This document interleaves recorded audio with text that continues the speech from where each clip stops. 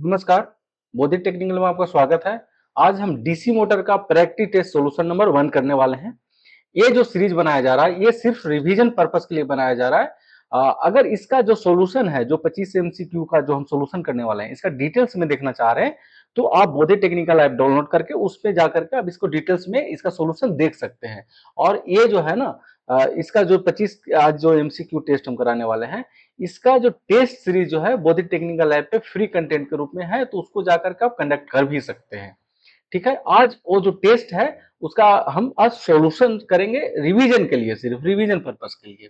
तो चलिए शुरू करते हैं आज का हम पहला प्रश्न से।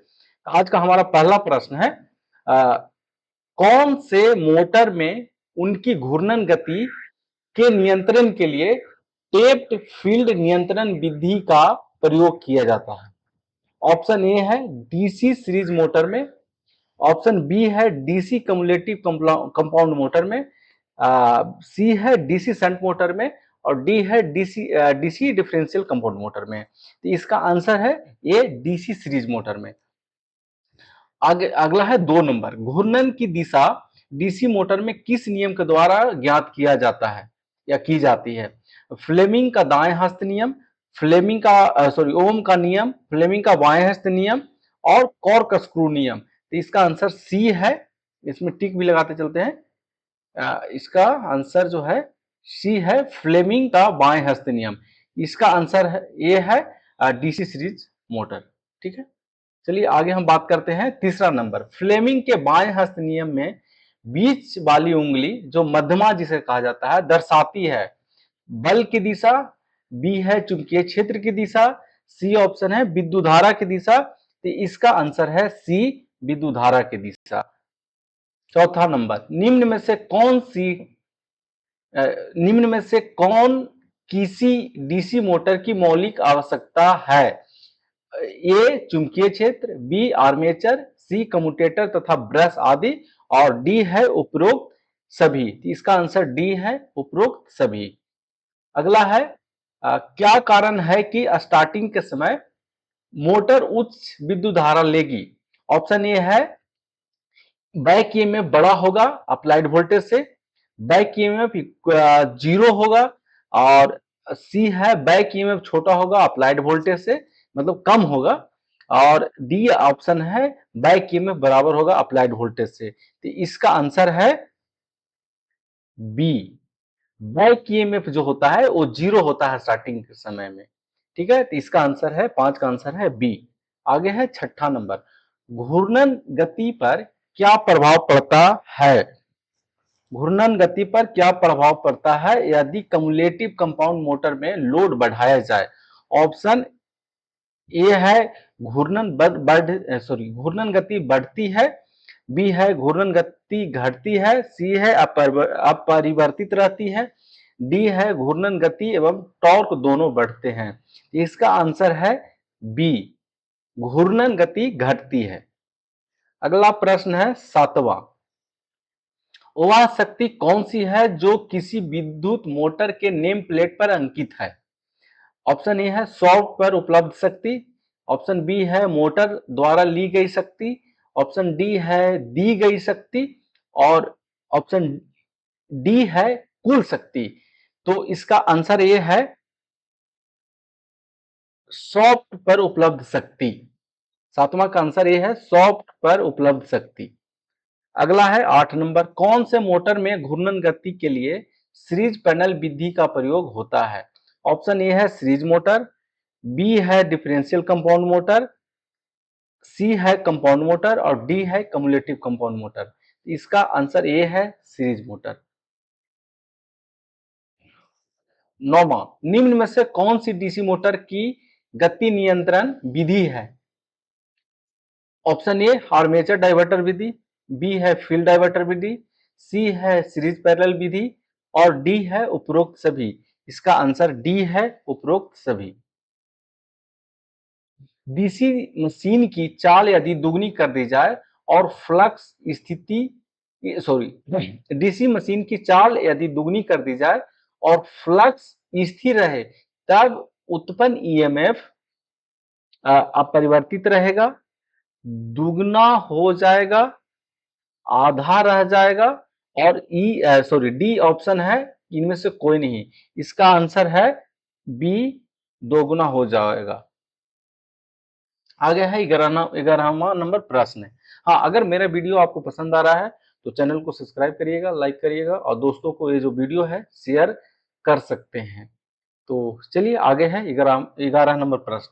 निम्नलिखित में से कौन सॉरी निम्न में से किसका प्रयोग डीसी मोटर की गति को नियंत्रण करने के लिए किया जाता है? ऑप्शन ए है थायरॉयड्रोन, बी है थायरिस्टर, सी है ट्रांजिस्टर, और डी है थर्मिस्टर। इसका आंसर है बी, थायरिस्टर। आगे है 12 नंबर। डीजी सेट व्यक्त करता है, डीजर जनरेटर सेट, मतलब डीजी सेट का फुल फॉर्म क्या होता है? Diesel generator set, distance gap set, मतलब सी है दोनों ए एंड बी, और डी है इनमें से कोई नहीं। इसका आंसर होता है ए, diesel generator set.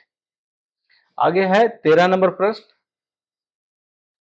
Series binding से संबंधित निम्न में से क्या सही है? पतली तार एवं अधिक घुमाव, बी है मोटी तार एवं अधिक घुमाव। ये इसको आप नोट कर सकते हैं, वीवीआई प्रश्न है ये, ठीक है, ये वीवीआई प्रश्न है।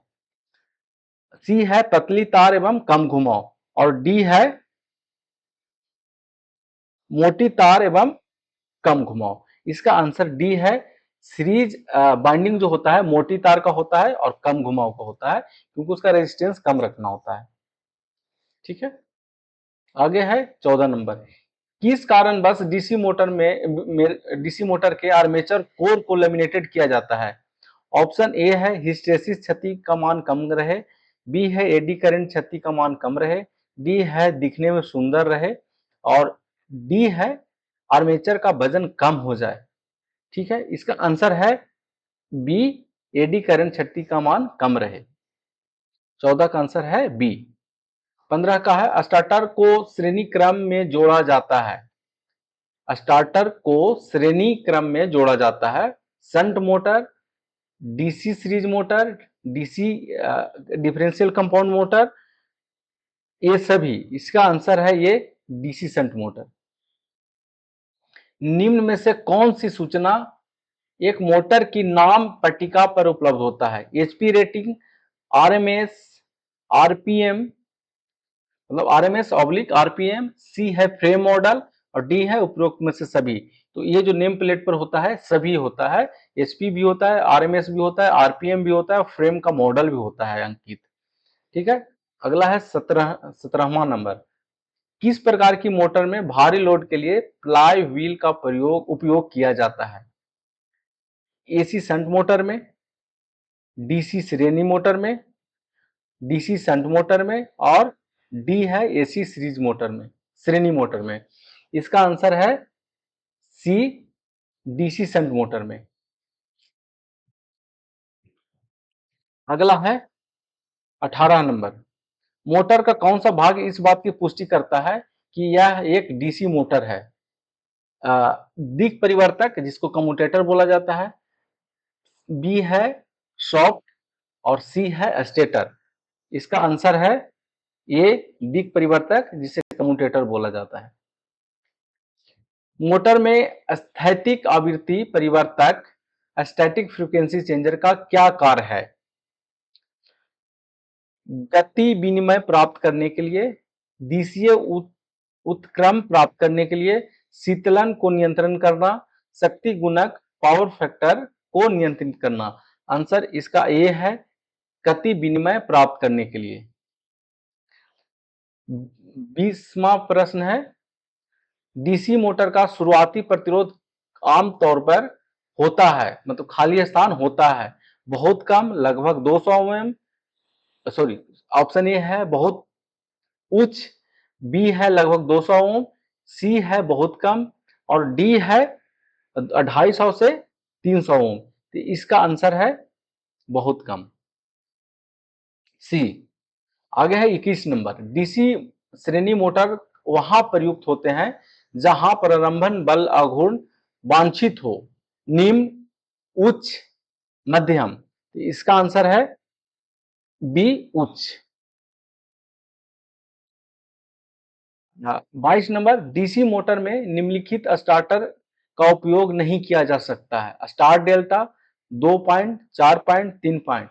इसका आंसर है ये स्टार डेल्टा। स्टार डेल्टा जो होता है वो इंडक्शन मोटर में इस्तेमाल किया जाता है, एसी जनरेटर में इस्तेमाल किया जाता है, या सॉरी एसी मोटर में इस्तेमाल किया जाता है। ठीक है, डीसी मोटर में ये प्रयोग नहीं, डीसी मोटर में ये तीनों प्रयोग किया जाता है, ध्यान रखिएगा ये तीनों।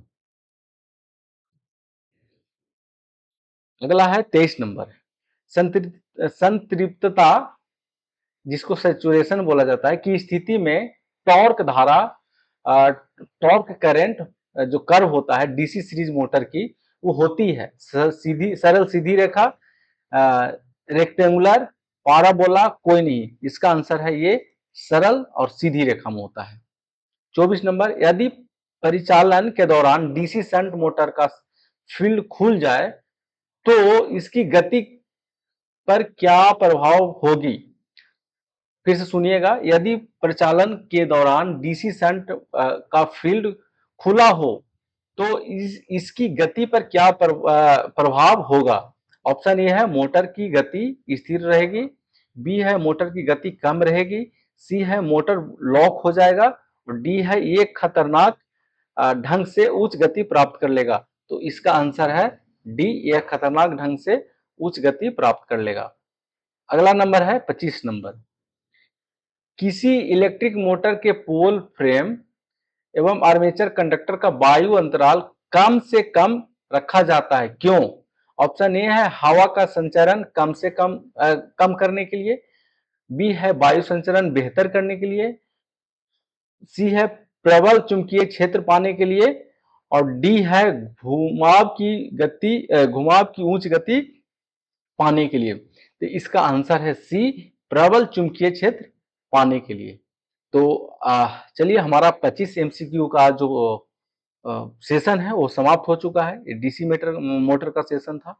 अब हम इसके डीसी मोटर का प्रैक्टिस टेस्ट सोल्यूशन दूसरा में मिलेंगे। आज के लिए इतना ही।